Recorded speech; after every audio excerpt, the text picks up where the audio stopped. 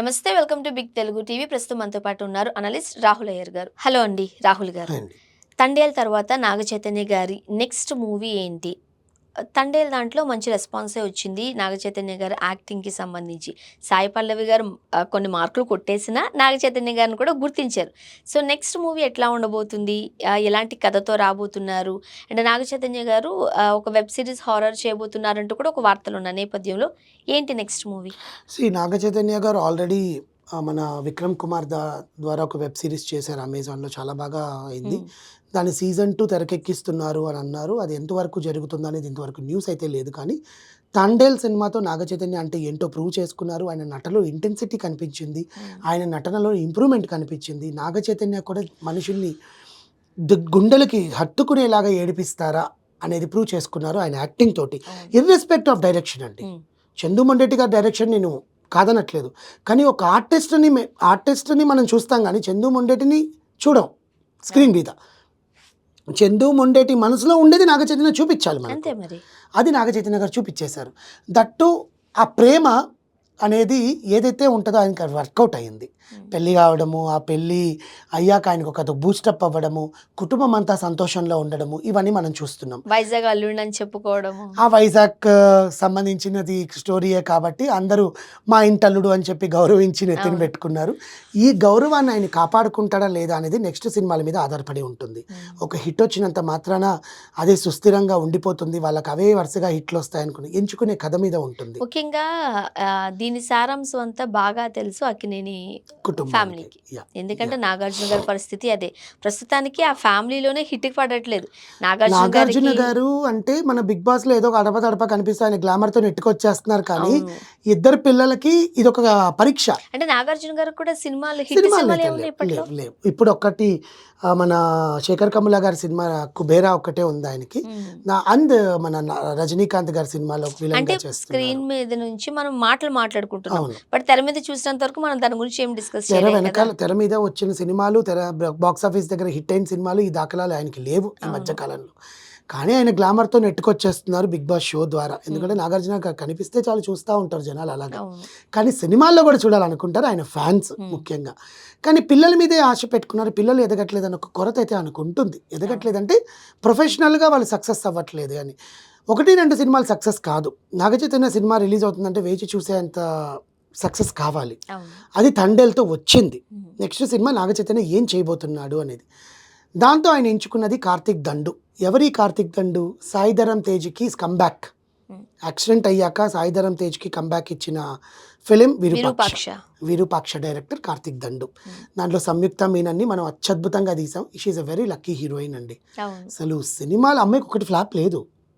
ఏంటో నాకు అలా నాకైతే పర్సనల్గా అనాలి అని అనిపించదు. ఎందుకంటే ఏంటో ఈ ఒక టైం నడుస్తుందండి. ఇప్పుడు తమన్నా గారు వచ్చిన స్టార్టింగ్ లో అన్ని ఫ్లాప్సే.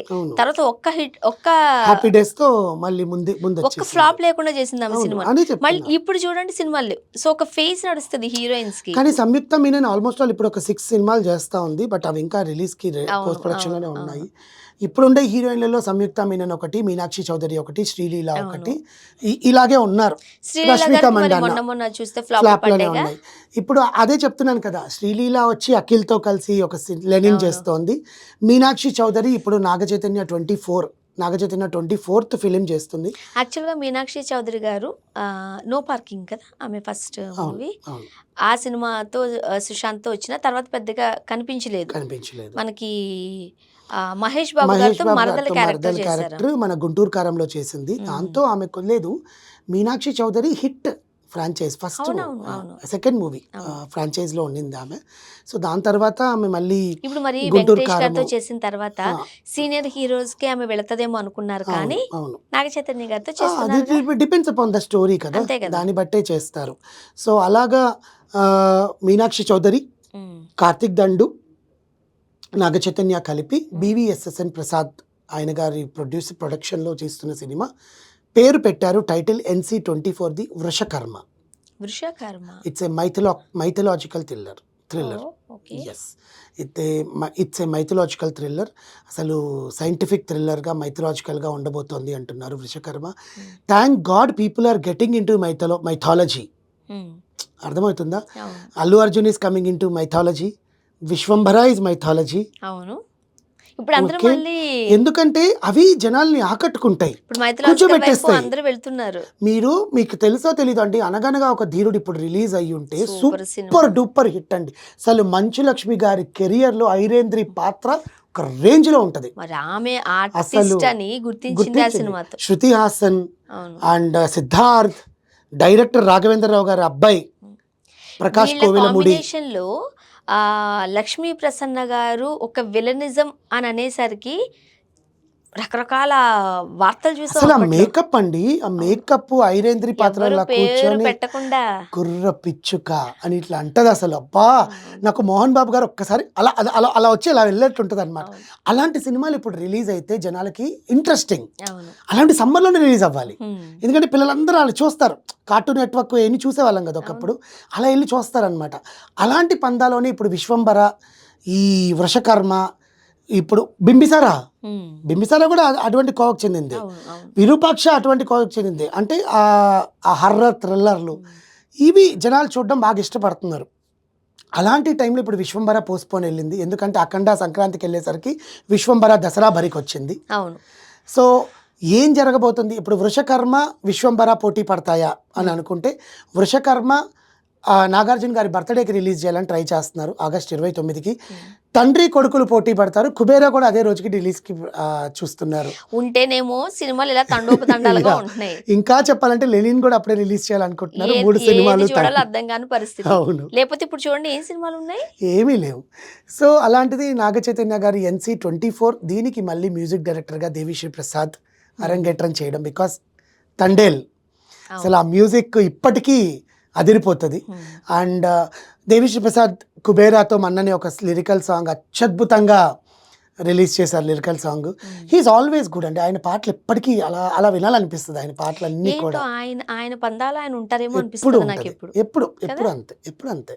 ఎందుకంటే ఏజ్ పెరిగిన కొద్దీ అవి తెలుస్తుంటాయి కదా కొంతమందికి, అవి కొంతమంది ముఖాల్లో తెలిసిపోతాయి, కొంతమంది బిహేవియర్ తెలుస్తాయి. ఇండస్ట్రీలో మోస్ట్ ఎలిజిబుల్ బ్యాచులర్. దేవి ఎప్పుడండి? అదే కదా. దేవి ఎప్పుడు, తండేలు ఎప్పుడు? తండేలు కాదు, కుబేరా అవును. 2025. అప్పటి నుంచి ఎప్పటి వరకు సేమ్ ఒక్క సాంగ్ కూడా అతనిది అయ్యో ఇదేంటి ఇలా చేశాడు అనేటట్టుగా లేదు. అది హిట్ అయిందా, సక్సెస్ అయిందా లేదా పక్కన పెట్టేద్దాం. పాటలు వింటాం మనం, పాటలు వింటాం, ఖచ్చితంగా వింటాం.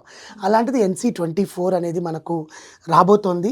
హాఫ్ షూటింగ్ కంప్లీట్ అయిందంట. They are planning to release for Nagarjuna గారి బర్త్డే ఆగస్ట్ 29th. అదే రోజు కుబేరా రిలీజ్ చేయాలనుకుంటున్నారు ఆగస్ట్ 29th. అదే రోజు లెనిన్ ప్లే చేస్తున్నారు. మొత్తం తండ్రి ఇద్దరు కొడుకులు బరిలో దిగుతున్నారు. త్వరలో చూడబోతున్నాం మనము. యాక్చువల్గా లెనిన్ ఫస్ట్ లుక్ మననే రిలీజ్ చేశారు యాక్చువల్గా. కానీ అది చూస్తే మాత్రం ఈసారి అఖిల్కి హిట్ పక్కా అనిపిస్తుంది.